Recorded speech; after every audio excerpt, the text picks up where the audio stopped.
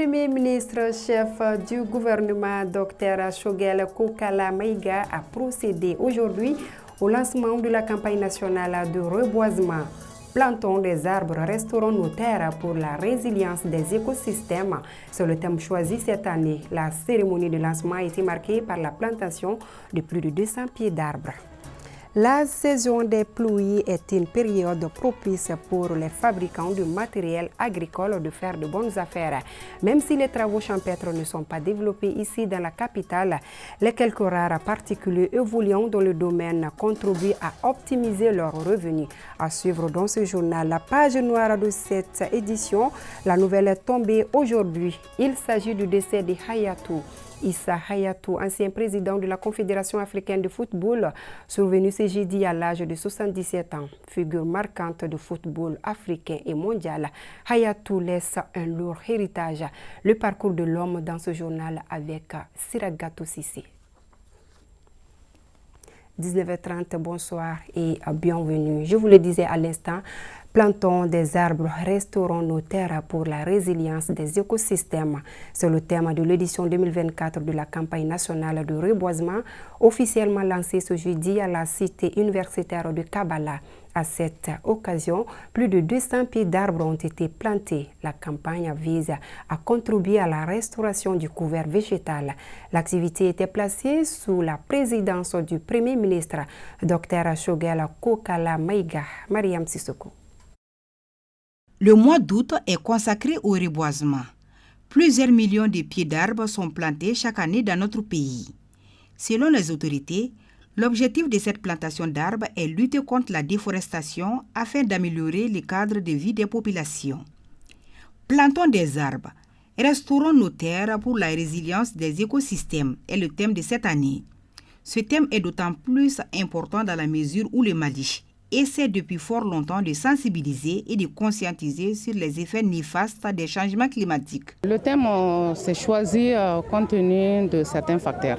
Comme je viens de le dire, nos forêts subissent des pressions à tous les niveaux. Donc il faut contribuer en faisant des restaurations. Il faut contribuer en faisant la plantation, le reboisement. Mais le reboisement seul ne suffit pas. Quand on reboise, il faut faire accompagner par des activités de restauration des terres dégradées, telles que les digues, les diguettes, la conduite de régénération naturelle, les cordons pierreux. Tout ça, ça rentre dans le cadre des activités de conservation des eaux et du sol. Selon les statistiques fournies en 2020, environ 500 000 hectares de forêts sont dévastés chaque année au Mali. Résultat, 82% du couvert forestier ont été détruits de 1960 à nos jours. Un bilan peu reluisant. La forêt ne se porte pas bien parce qu'il y a assez de pression sur nos forêts. Les pressions liées à l'agriculture, à l'orpaillage, la recherche minière, la transhumance, les feux de brousse, l'exploitation du bois énergie. Toutes ces pressions sur nos forêts prouvent à suffisance que les forêts ne se portent pas bien. C'est donc fort de cette conviction que le Premier ministre, Dr Shogel Kokala Maïga, a tenu personnellement à lancer la campagne de reboisement 2024 ici à l'université de Kabala.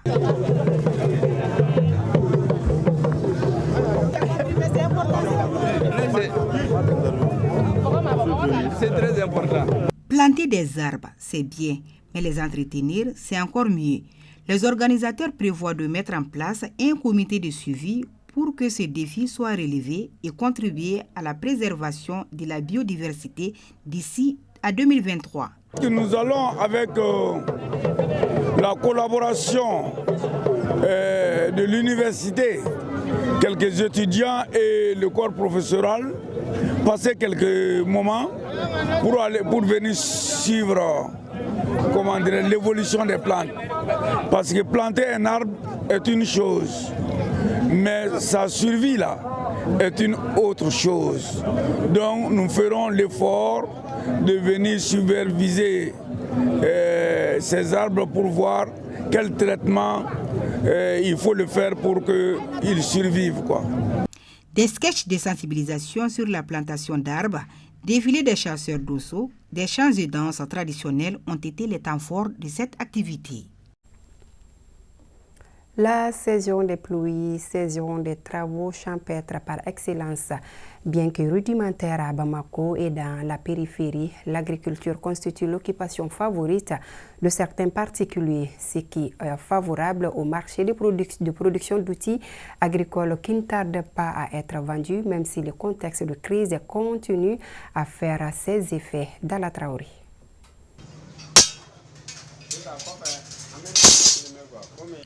Les cimoires, la charrette ou encore la charrue sont entre autres outils agricoles en cours de fabrication chez Ousmane Samasekou.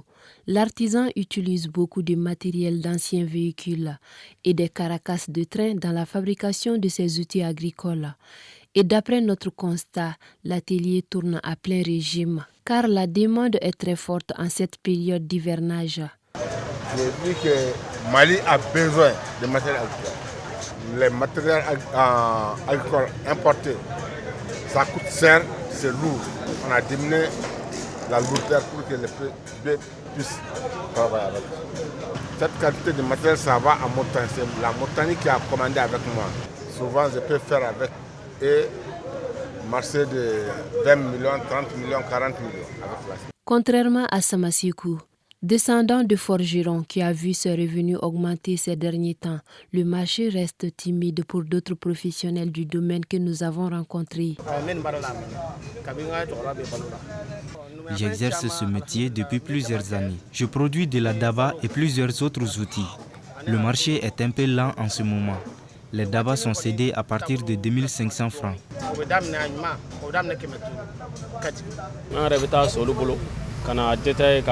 Nous nous approvisionnons chez nos fournisseurs habituels et nous vendons en détail les dabas, les moteurs et les pulvérisateurs. Mais en ce moment, le marché est lent. Seiba Koulibaly, agriculteur de son état, vient régulièrement renouveler ses outils agricoles au flanc de la colline ici, au marché de Médine, en commune 2 du district de Bamako. Je suis venu renouveler cette daba moderne pour mes travaux champêtres. Je l'ai acheté à 200 000. Je viens de Dougouri où je pratique l'agriculture.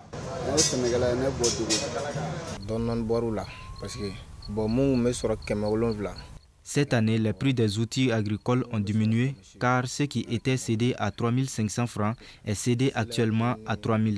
En cette période des pluies, nous cultivons du maïs, du gombo, de l'arachide et du haricot.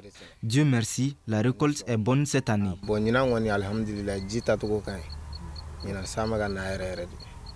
Le marché est suffisamment fourni en outils agricoles en cette saison des pluies. Chaque acteur du domaine arrive tant bien qu'il mal à gérer son quotidien. Parlons santé à présent. La prématurité se définit comme la naissance d'un bébé avant le terme de la grossesse qui s'étend sur 9 mois. De l'avis des spécialistes, la prématurité constitue un défi. On distingue plusieurs types qui nécessitent chacun une prise en charge particulière. En dépit d'une révolution en matière médicale, les praticiens connaissent des difficultés dans la prise en charge des prématurités. Sabine Keita.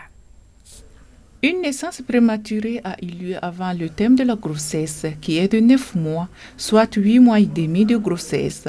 Selon les spécialistes, il existe plusieurs types de prématurés. C'est tout bébé qui naît avant 37 semaines d'âge gestationnel jusqu'à sa naissance. Plusieurs causes peuvent être imputées à la naissance prématurée, dont les grossesses multiples, les infections et certaines maladies chroniques. Ça peut être lié à des maladies chroniques comme l'hypertension, le diabète, les maladies rénales, certaines pathologies cardiaques. Ça peut être lié à des infections. Ça peut être lié au stress également. La prise en charge d'un prématuré dépend de son stade de prématurité. Au CHU Gabriel Touré, pour une prise en charge efficace, on s'appuie sur des protocoles et la méthode kangourou. D'abord, que la maman fasse un suivi régulier. Cela va permettre de dépister les complications qui peuvent favoriser la prématurité et de les prendre en charge rapidement. Et également, en cas de menace d'accouchement prématuré, que des traitements soient mis en place Parmi ces traitements, on a la corticothérapie. Ça va également favoriser la maturation du cerveau. Et également, si la maman fait une infection, donc on peut mettre en place un traitement de cette infection, à garder l'enfant dans le ventre un peu plus. Par rapport à la prise en charge, on peut dire qu'à Gabriel Touré, on n'a pas encore tous les moyens parce que la réanimation pour les bébés plus petits, c'est-à-dire les 26 semaines, les 25 semaines ou moins, on n'a pas tous les appareils qu'il faut. Mais déjà, on a les couveuses qui permettent d'imiter un peu le ventre. Il y a également la méthode kangourou. Cette méthode kangourou, ça fait partie des meilleures découvertes de ces dernières décennies parce qu'elle permet de créer un environnement qui est similaire au fœtus. Donc, l'enfant est à la bonne température parce qu'il s'agit de porter l'enfant au niveau du thorax 24 heures sur 24. Évidemment que ces bébés peuvent guérir sans séquelles. Pour les parents des prématurés, cela demande beaucoup de courage et d'abnégation. Jeudi passé, j'ai accouché le jeudi passé. On m'a mise dans l'unité kangourou car l'enfant était trop petit. Il avait 90 grammes. De notre arrivée à maintenant, grâce à Dieu, son état s'est amélioré. Il a pris du poids, son teint a changé. Moi, je préfère la méthode kangourou car elle est plus assurée. J'invite toutes les mamans à être courageuses.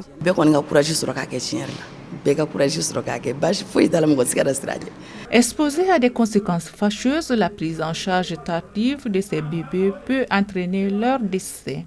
Plus l'âge gestationnel est faible, plus il y a le risque que l'enfant fasse des complications. Donc ces complications sont surtout liées à l'immaturité des organes et ça peut toucher pratiquement tous les organes et les grandes fonctions. Donc ça peut toucher le cerveau, donc ce sont des bébés qui peuvent saigner dans la tête. Ça peut toucher également les poumons, puisque ces poumons sont immatures. Ce sont des bébés qui ont du mal à respirer seuls. Ils ont besoin d'aide respiratoire, d'être branchés à des machines, qu'on leur apporte de l'oxygène ou des fois même des médicaments.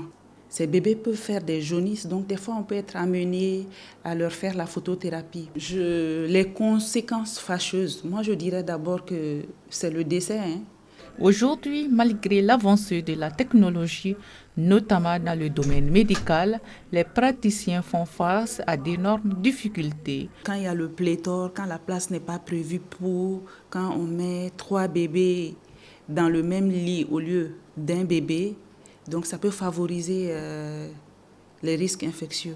Il faut parler du personnel, c'est-à-dire l'insuffisance du personnel par rapport à la capacité même de la structure. Deuxième chose, c'est par rapport aux patients eux-mêmes. Voilà, parce que Gabriel Touré, en réalité, reçoit beaucoup de parents qui ne sont pas affiliés à des assurances. Donc, c'est eux-mêmes qui assurent la prise en charge. Donc, ils peuvent être motivés au début, alors que le séjour est long. Et des fois, il y a des médicaments à payer, donc des fois, ils n'arrivent pas à honorer le traitement. Rappelons qu'une prise en charge précoce de la prématurité est le seul moyen efficace. Formation de mise à niveau des journalistes de l'ORTM. Ils étaient nombreux hier, les jeunes journalistes, à bénéficier de l'expérience de Haoui Touré en matière de présentation du journal télévisé. Occasion mise à profit pour évoquer les règles d'éthique et de déontologie de la profession. Retour sur la formation de ce mercredi avec Kounadi Bamani. Initiée par la Direction générale de l'ORTM, aujourd'hui, la nouvelle génération de journalistes était à l'école de la doyenne Haoui Touré. Une journaliste hors pair qui, avec ses confrères, ont édifié les jeunes sur la valeur du métier et comment être professionnel, surtout au moment de la présentation. L'hôte du jour nous a confié son état d'âme après cet échange fructueux. Un sentiment de fierté, de devoir accompli, un sentiment de reconnaissance. La relève elle est en marche. L'intérêt que tout ce monde porte à cette profession, ça voudrait dire que ce qui est fait n'est déjà pas mal. C'est une très bonne initiative, je pense. Je pense que tout le monde a abondé dans le sens que c'était nécessaire d'avoir ce genre d'espace et que la jeune génération pourra en tirer bénéfice pour pouvoir continuer à travailler dans la profession. Moi, le conseil que j'ai à donner à cette nouvelle génération, c'est que c'est une profession pas comme les autres, parce que chez nous, il est question de parler de déontologie, d'éthique. Les jeunes doivent penser à la formation. Après la formation, avoir l'amour de la profession et surtout la rigueur, le sérieux, la discipline. Au cours de la formation, il y a eu beaucoup d'interactions entre la formatrice et les bénéficiaires. Étant donné que vous êtes dans le domaine depuis longtemps, quelle est la réponse exacte qu'on doit donner à ces jeunes-là? Liliana aussi est sortie du questionnaire. Et j'aimerais continuer. Donc il me faut aussi exercer ce métier. Il faut être passionné pour pouvoir réussir dans le choix.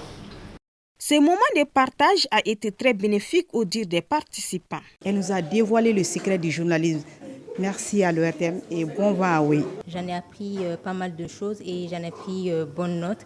Vous savez, quand on passe à la télé, on est admiré pour deux choses. Soit pour la personne qu'on est, soit pour le travail qu'on montre aux gens. Et il faut souvent faire la part de ces choses-là. Ici, Naman Keita, journaliste, nous confie que les attentes ont été comblées. On peut s'inspirer de quelqu'un, mais on garde sa personnalité tout en ayant une bonne base. Et il faut toujours rester modeste. Chacun est parti satisfait. Présent au cours de la formation, le directeur général de l'ORTM affirme sa satisfaction par rapport à son initiative et de la qualité de la formation. Moi, je me réjouis vraiment de tout ce qu'elle a pu expliquer comme parcours et toutes les questions que j'ai entendues par-ci par-là. Ça montre un intérêt particulier par rapport au travail que nous faisons. Mais la conclusion qu'on tire, c'est qu'aujourd'hui, il est important pour la jeune génération de s'inspirer d'abord de l'exemple des doyens. On ne vient pas dans la profession pour la véditariat, pour chercher de l'argent. On vient dans ce métier par amour. Et c'est le plus important. Il faut que la jeune génération l'intègre et c'est ce qui a été dit ici.